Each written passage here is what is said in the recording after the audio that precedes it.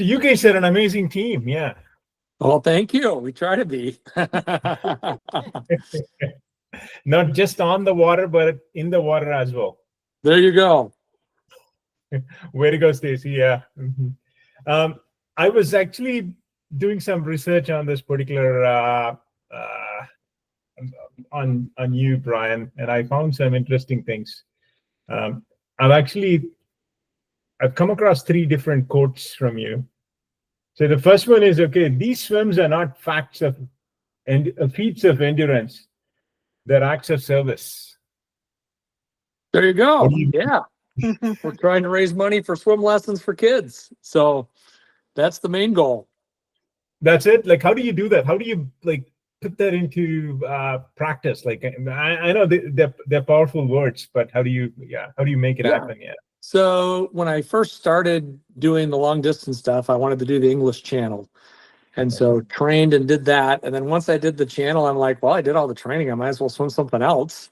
Okay. And but I had a couple of people talk to me when I was swimming the English channel about like doing fundraising for it. And at that point, I was like, I'm not really a fundraiser.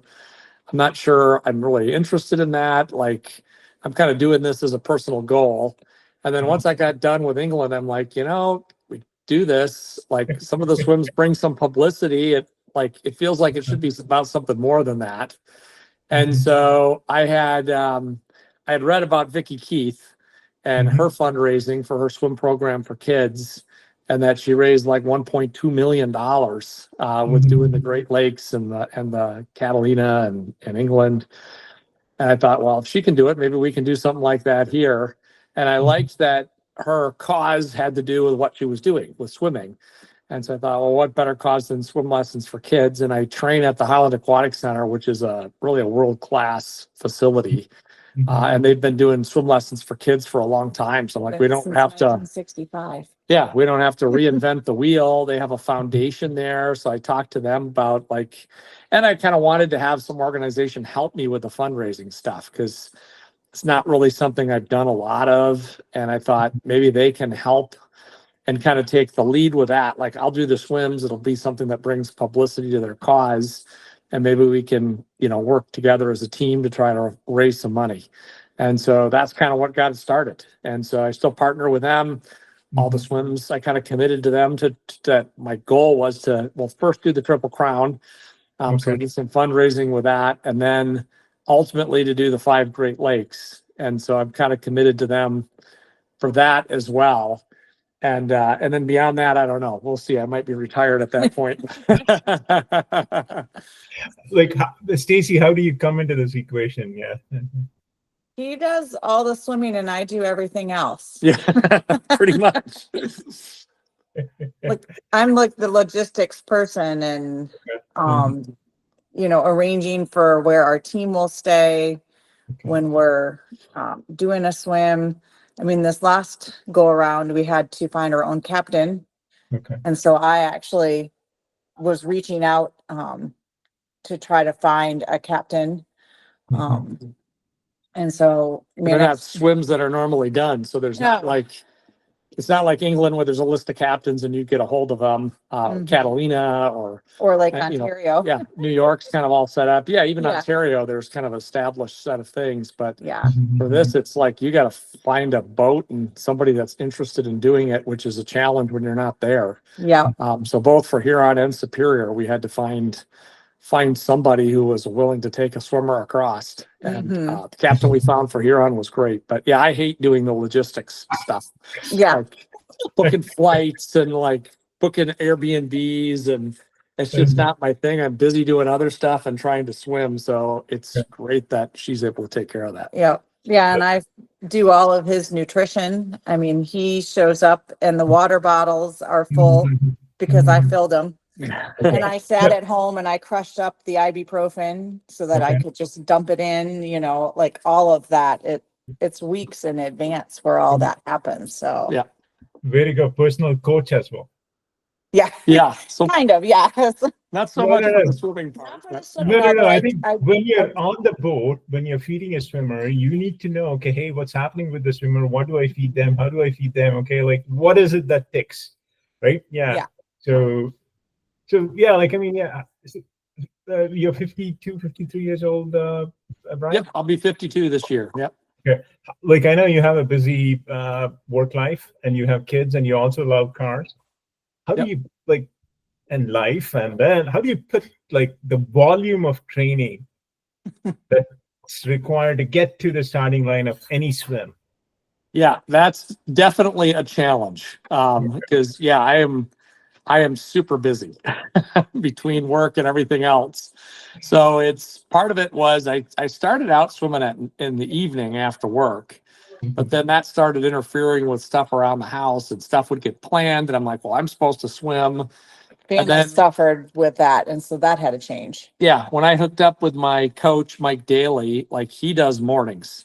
And it was like, if you want me to coach you, you got to show up in the morning. So I went from like going to bed at midnight or 1 in the morning and waking up 30 minutes before I got to be at work to having to wake up at 4:40 in the morning to go to the pool.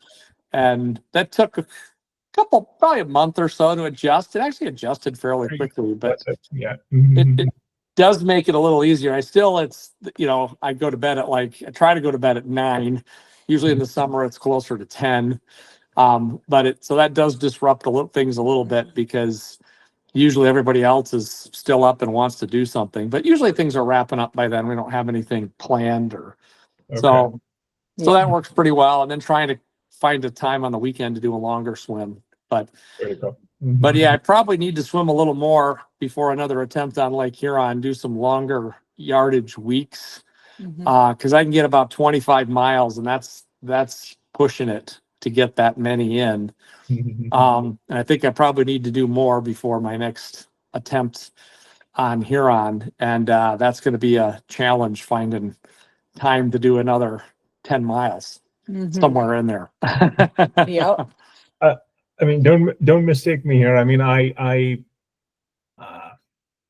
work in the startup world, and I've done a few swims. I've failed a lot to get to wherever I need to get to. What does like I know you had an amazing like Lake Huron swim, and you fell short in the end. Like, what does that failure mean to you? Like, how did you process that? How did you get through that? Like disappointment and I know, like, I mean, we're all like 50-year-old, like we're mature, we know, like, how did you get through that? Okay, because like it's a massive expedition. Your wife has put in so much energy. Your kids have sacrificed a lot. You've gotten here, and then this happened. I know there's some control, like things that you can control, some you can't control. But how did you deal with that? Like, how are you like able to already focus on, okay, in 2 weeks I'm going to swim across Superior? Like, how did you get through that tricky mind? Yeah, so I had one swim before that we didn't finish. That was Lake Michigan. I tried 2 years ago, and the boat broke. And we had some hardships before that. We had a current that was against us, where I was basically swimming in place for like 6 hours. And of course, I didn't realize it at the time. But then we had boat problems, and then it's a little easier because you have something to blame. Like, it wasn't my fault. The boat failed.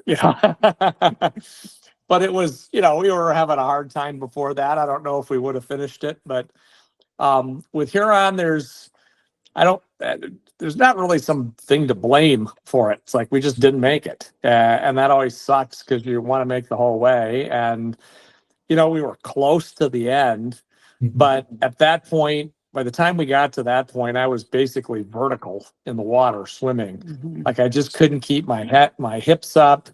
My gut was kind of shutting down, so I wasn't able to take a full feeding for probably the last 2 hours, maybe. Yeah. And then I started having trouble maintaining temperature, that I was starting to feel cold. And I usually don't. I mean, it was 67 at the end, and that's warm for me. Like I shouldn't have had a problem with that.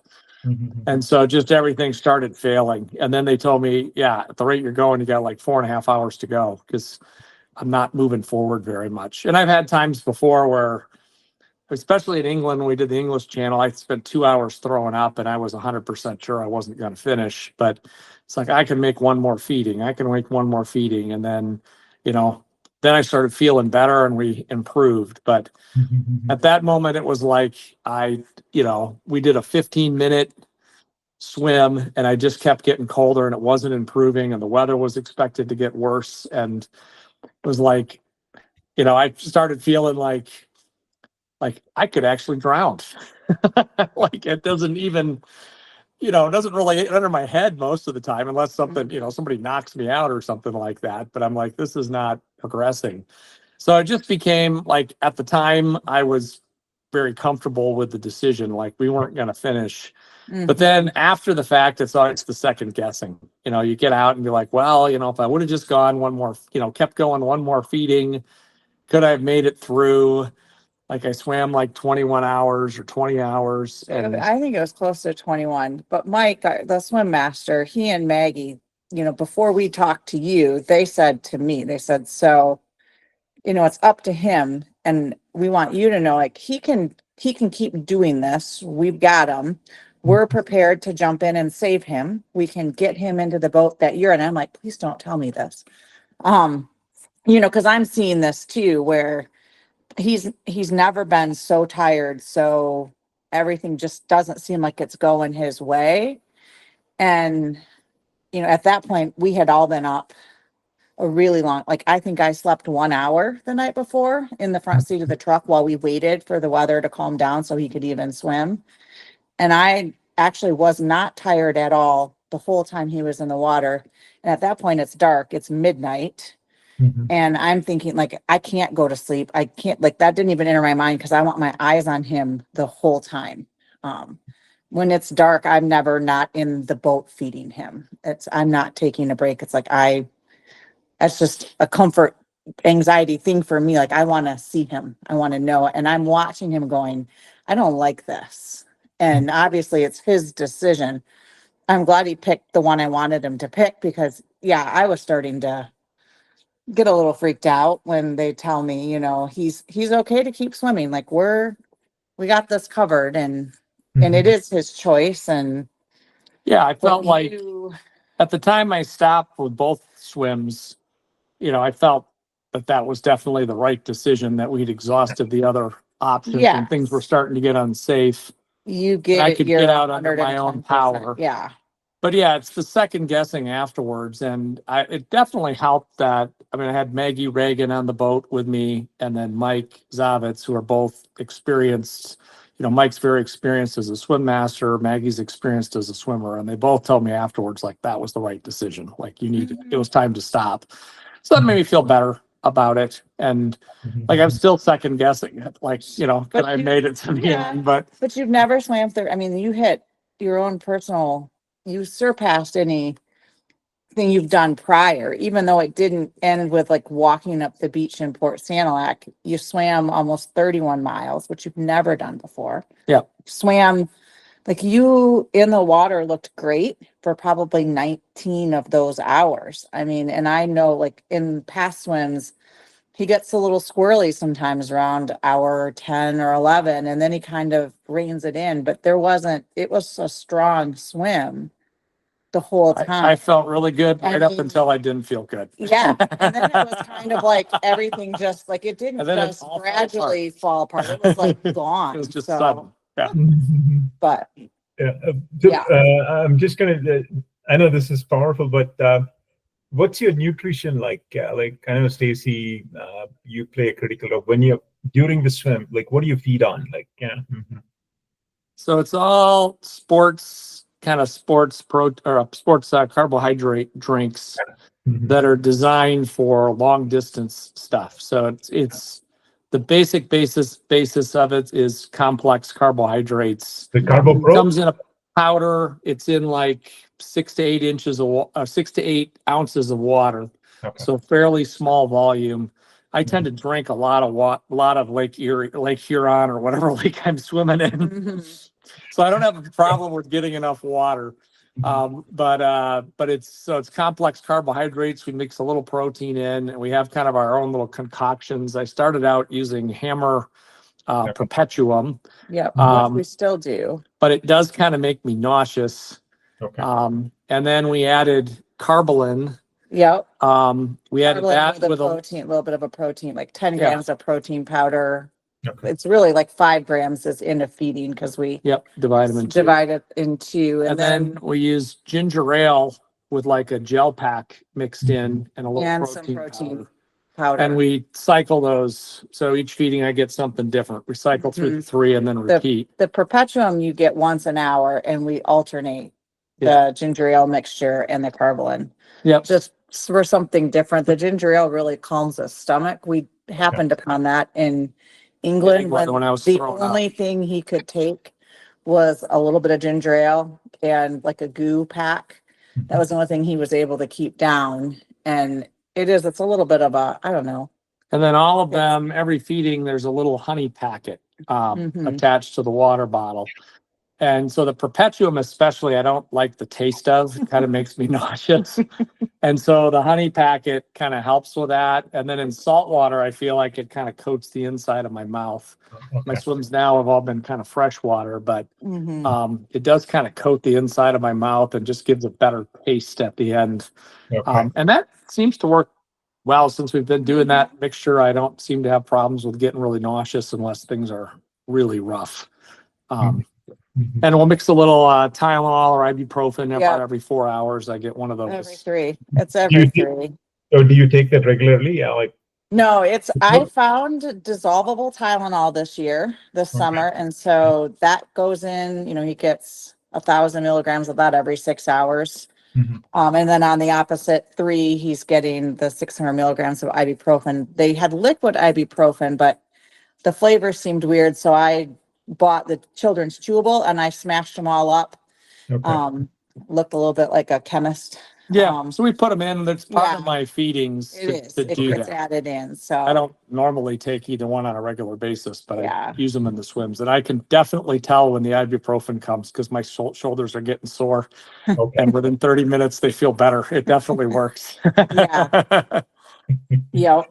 And what's your like training log like? I mean, do you pile up a lot of mileage during the week, or like how is it? How are the micro cycle structure? Just at a high level, Yeah, so I swim all year round. Over the winter, I'm usually doing about 10, maybe 12 miles a week.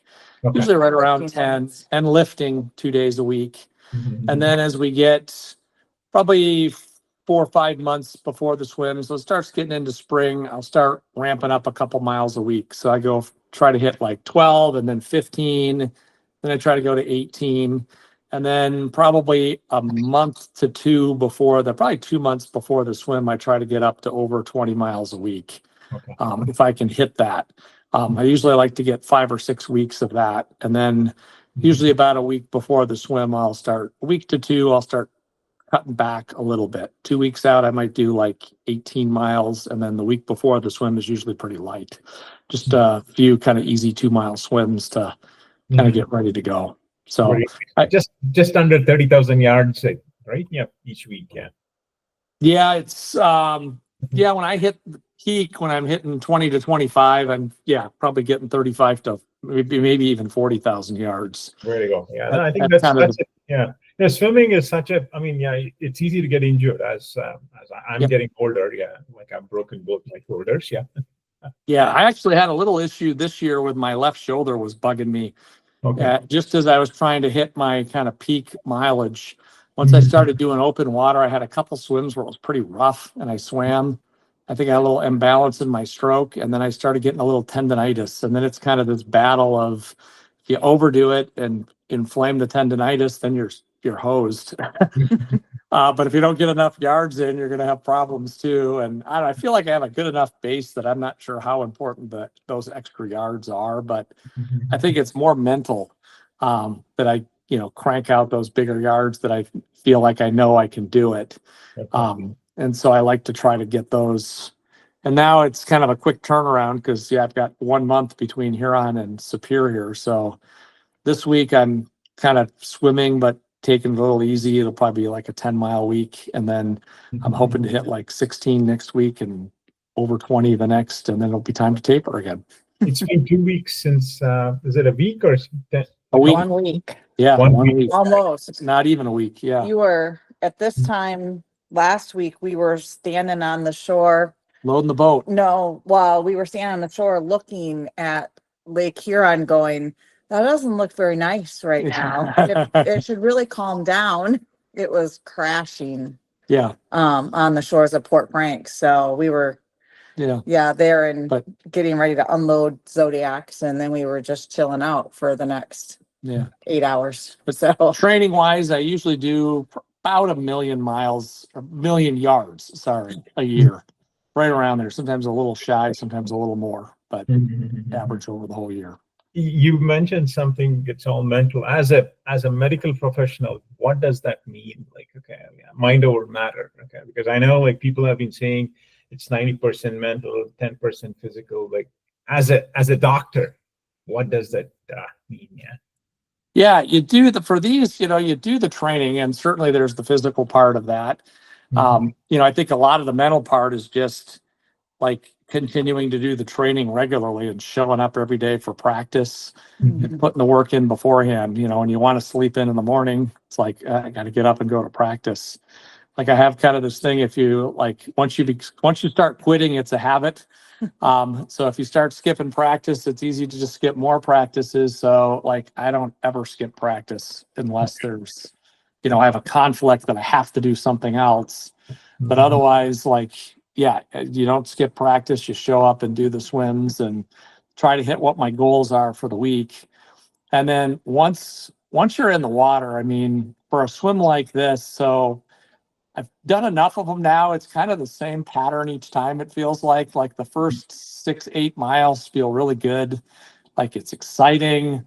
I'm out there. We're making good progress. I'm feeling good. I'm even kind of looking around and watching the sun come up, and that's feeling good. And then about 8 to 12 miles into it, my shoulders start really hurting, and it's like you just want to stop, but you just gotta want to finish more. Is what it comes down to. And then usually about 12 to 14 miles in, the pain in my shoulders, they just kind of get numb and it goes away. And then most swims I find, then it goes to my forearms and then ultimately my wrists.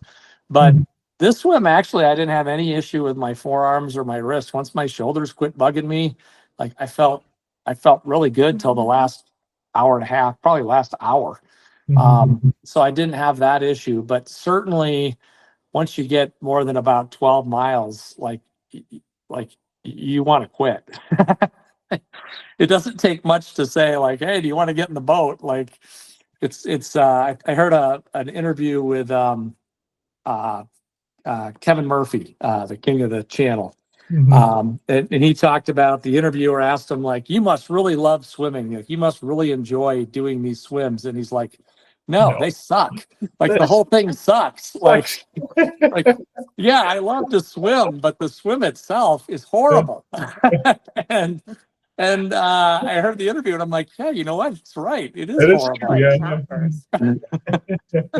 But it's, it really comes down to, you gotta, this where I really experienced it was in England when I was throwing up probably a little over a third of the way in the swim and just throwing up for 2 hours steady. And feeling lousy. It was the first long swim I've done, and I was like, there is no way I'm going to finish this. And then I had read in one of the books I'd read, they talked about this process called segmentation, where you don't think about like, I've got 12 miles to go. There's a half an hour till the next feeding. Like I can make the next feeding and then I'll quit then.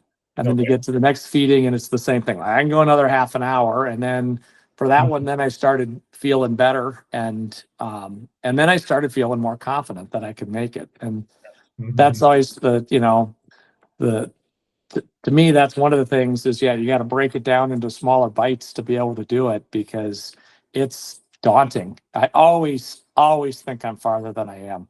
Like some miracle current has pushed me and I'm, 5 hours into the swim and I'm well over halfway across, a 20-hour swim. And so it's always a little depressing when, somebody says, oh, hey, you're just about halfway. And I'm like, I thought I was there like 4 hours ago. But I think the thing is, the thing with England is, I thought I wasn't going to make it. And then I was like, we came all this way. Like, you get one shot at this, and then I'm not going to make it across. And it's just like, You didn't want to go home and tell everyone I got out of the water. Yeah, yeah, all kinds of people followed me. Like we made T-shirts. Like, what am I can't wear this T-shirt now. But so it was just and I think all of the swims, it's you want to quit, but you want to finish more than you want to quit. Mhm. And that's the key thing. You just got to want to finish and feel confident that you can do it, and make it across and Yeah. and fight through it basically. Awesome. Yeah, I think this is a good time to talk about your second quote. These swims are not about personal achievements, they're about impact. Yeah, again, I think it goes back to the fundraising part of things, of wanting to have an impact in that part of things. That, I mean, it is partially about personal achievement. It's like, this is a goal that I want to do. I'd like to get all 5 Great Lakes. He secretly wants to be famous. Yeah, I don't know about that. Bryan, here is what I've learned. Okay, wives always tell the truth. Yeah. All right, you're probably right. Way to go! That was awesome. Yeah. Yeah. But I probably would have stopped. I don't know. After the Triple Crown, last year's swims were both really hard. So I did Lake Erie, and at the end of Lake Erie, we had a big current coming against us out of the Welland Canal, and it was a really hard swim to the end. And then we had the same thing in Catalina. Our boat captain said we had the worst weather he'd seen in 2 years for the Catalina Channel. We had 5-foot waves at the beginning for most of the way across. And then we missed our landing point. He kept getting pushed farther and farther down the island until there was no farther to go. And so then I had to fight the current at the end. And so both of those were really tough, really hard swims. You did And amazing. yeah, and after that, I was like, if there wasn't a bigger cause to do it, it's like, why are you doing this? Yes. And The so it purpose. does. I mean, I think it does. There is the personal goal of wanting to do it, but it's with the commitment to the aquatic center and trying to raise the funding. Like that's definitely a push to go. And I mean, it's the same thing you have in practice. Like if I have somebody that's going to meet me at the beach to swim at 6 a.m., I can't hit the snooze 3 more times and show up at 6:30 and cut my yards short. Like like they're expecting me to be there. I got to be there.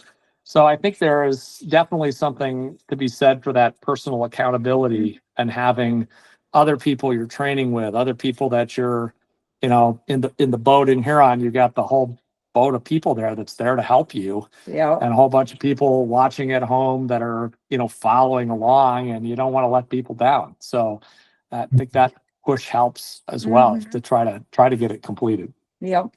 Way to go. Yeah, yeah. And there are like easier ways to become famous, Stacy. Yeah. There certainly are. There's less painful ones. And so how are you getting ready for Superior right now? Yeah, okay. Like from a So mental right training- now, I mean, I think the first thing is just recovering from Huron, because I swam. We actually had over the weekend, we had a swim we do every year. It's called the Hobson Memorial Swim. It's a guy that used to swim with our group named Nick Hobson, and he died swimming the Cook Channel in 2022. Oh, I thought- Right at the end, something happened and he drowned basically at the end of the swim. And he was a great swimmer, and I didn't really get a chance to swim with me, Nick, or know him, but Just missed him. I knew of him because of the swims he'd done here. So that was this weekend. We do a swim from Holland to Saugatuck, has kind of become the route. And it's 6 miles. So I drove boat for that. And then I swam. Usually I would swim the whole thing. But I swam about 2 miles with fins on.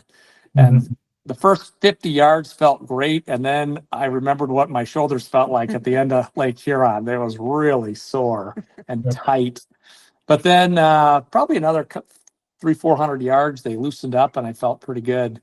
I went to practice this morning, and usually I do an hour and a half. I did about an hour, and I was tired at the end. Like it just much more easily fatigued right now. So this week, as I was saying, I'll go to practice, probably swim 4 or 5 days, but take it easy, try to get about 10 miles. And then I'm hoping that next weekend I can next week I can start feeling like I can start ramping up my yards. Okay. Try to get up to 20, 25 yards, kind of get back up to what I'm Miles. normally at miles, not yards. Yeah.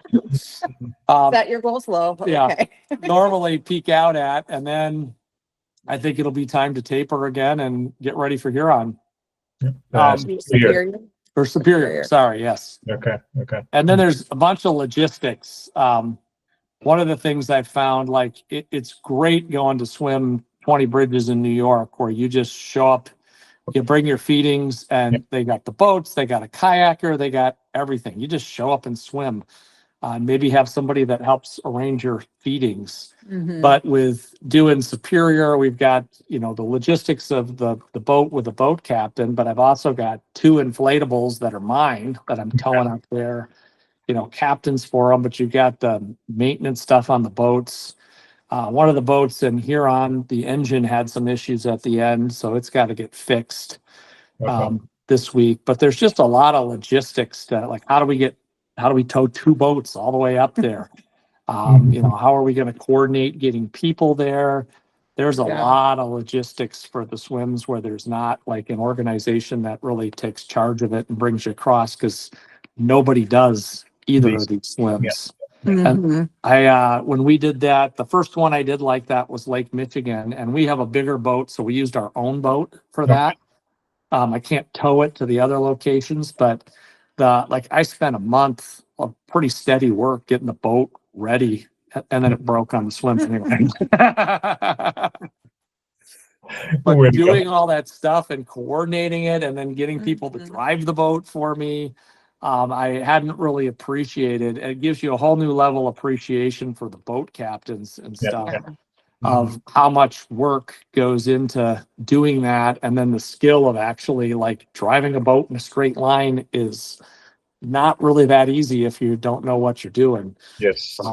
So there's a lot of work, but I have a whole nother level of appreciation for the guys who drive in the lead boat and the kayakers and all these people, because once you do it yourself, you realize there's an art to it for sure. Yes. Yeah. I mean, and they need to do that for like 20 plus hours. Yeah. That's another difficult thing. Yeah. Like staying on the boat is actually not easy. Mhm. Yeah. Our boat captain, our poor boat captain, Dave, he did a wonderful job, It but was amazing. I originally told him, I'm hoping to start, get up. We're going to start at Port Sanilac at like 7 a.m. So he was going to spend the night before, get up a little early, but get a good night's sleep and go. And then the plans all changed because of the weather. And now we're starting on the other side of the lake. He's got a motor up there. There's nowhere he can tie up to stay overnight. So we loaded up the boat at like 5. He had worked a full day as a construction job. And Pouring cement. he was trying to go up there in 7 to 9 foot waves and had to turn around. So he didn't get any sleep the night before. So 5:30 in the morning, he hadn't slept since probably 5:30 the next morning, the previous morning, and we're just getting started. We were all kind of feeling that way. Yeah, he got like 2 days of no sleep. And in the midst of all this, has to stay awake and drive a boat in a straight line. And with something he's really never done, taking a swimmer across it. And his line was arrow straight. I mean, he did a great job. Awesome. Yeah. This is my last question. Okay. Yeah. I read another quote. Yeah. I think anyone who goes on this type of swim comes up a bit changed. Yes. I think that is definitely true. I think everybody who's ever gone on our team and has volunteered at our team, feels, I think they do come back. I think every one of them has told me that like it changes you. Like, first of all, I think you realize that like people are capable of a lot more than they think they are. They're a little crazier than you think they are. More crazier than they think they are. But I mean, it's an adventure. Lake Huron, we started at Fort Franks, and we're like probably a half mile up the river, and it's pitch black, and we got to get out with 2 inflatables. And the river was calm, but there's trees down in the river. Yeah. And we're trying to navigate at night, and you've got a flashlight on the front of the boat. You can't see the tree till it's like 6 foot in front of you. I mean, it was just a job even getting out to the start. Fish are jumping like crazy all over the place. 2 fish jump into our boat on the way over. And then getting out the channel wasn't easy. Like we couldn't find where the channel was. I mean, it was an adventure even before we Yeah. got started. And then I think going on the swim and watching somebody swim for, 12, 16, 20 or more hours, it's just kind of unfathomable that you just keep going and going. I mean, they can tell I'm tired and you just keep going. But committed to supporting and driving and like keeping eyes on him. And I mean, all of that from all the teams that have, the different people that have done these swims with us, it's amazing just the dedication to making it be the best situation for everyone and as safe as it can be. And that, it's everyone's keeping everyone safe, but always really eyes on Bryan and just, Yeah. And I think also appreciating the level of work that goes into the swims, not just the training and the swim itself, but just all the coordination and logistics Yeah. and people involved. So it's an adventure. I don't think Yeah. anybody that's ever gone with us on a swim has been like, oh, I would never do that again. That sucked. Yeah, like a lot of times it- they're sad when they're like, oh, I can't do it that week, Yeah, I think people do enjoy doing it. And yeah, it's an experience. Yes, yeah, way to go. Awesome, yeah. So Bryan and Stacy, thanks for your time. It was wonderful you're welcome. chatting with you guys, yeah, and I'm sure we'll talk more, yeah. And are you guys coming to solo swims event? Yes. Yes. Okay. Yes. So I'm Yes, gonna we figure out are. a way to be there, and yeah, so I'll hope to see you guys there. Good luck with Superior. Thank And, you. Yeah, make it happen. Okay, yeah. Yeah, we That's plan to. yeah. Okay, have We're fun. making it all the way across. If Yeah. we get started, we're going to finish. So Enjoy the pain. Yeah. yeah, that's right. Yeah. The first 6 or 8 miles is great. Although it might not be in Superior. I think it's might be very cold at the beginning. It's going to warm up as we Yeah. go across, I We'll think. see. But yeah, it might be like even upper 40s at the beginning. We'll see. The way the summer is, so I'm hoping the water Yeah. will be warm. Yeah. Yeah. Yeah, Yeah. we're I praying think- for the same. So I think the middle will be warm unless it really flips over in that area of the lake. But I was surprised at how warm the boat captain told me he thought it would be. So, Okay. but yeah, I think the start's going to be cold. So yeah. Yeah. We'll see. Yeah. I did my training swim for when you do the English Channel, you have to do a qualifier swim. And so my kids go to school at Michigan Tech, which is up in the UP. And we went up there to move my oldest son in Yeah. a week, and I swam in Eagle Harbor, which is way up in the Keweenaw Peninsula. And there's this little bay there, and it needed to be below 60, but the Lake Superior was 51. I'm like, I don't want to do 51. I want to do 59. And so the bay there was about 58, 59, and I swam 2 different mornings. And then it was the day of the 6 miles or 6 hour swim. And the wind direction had changed and blew all the cold water for Lake Superior into Eagle Harbor. And so the temperature dropped to 53. And I had to swim in it for 6 hours. That is the coldest I have ever been. So I know how cold Lake Superior can be. So Awesome. Yeah. So like you've done like a 6 hour swim in 53, but it's let's hope it's not going to be 53. And yeah, like you have a fantastic team. There's your personal coach. Yeah. Have fun. Yeah. Okay. We will. Thank you very appreciate much. it. Cheers. Bye. Yeah. Good to Bye. talk to you. Yeah. Yeah. Cheers. Bye-bye.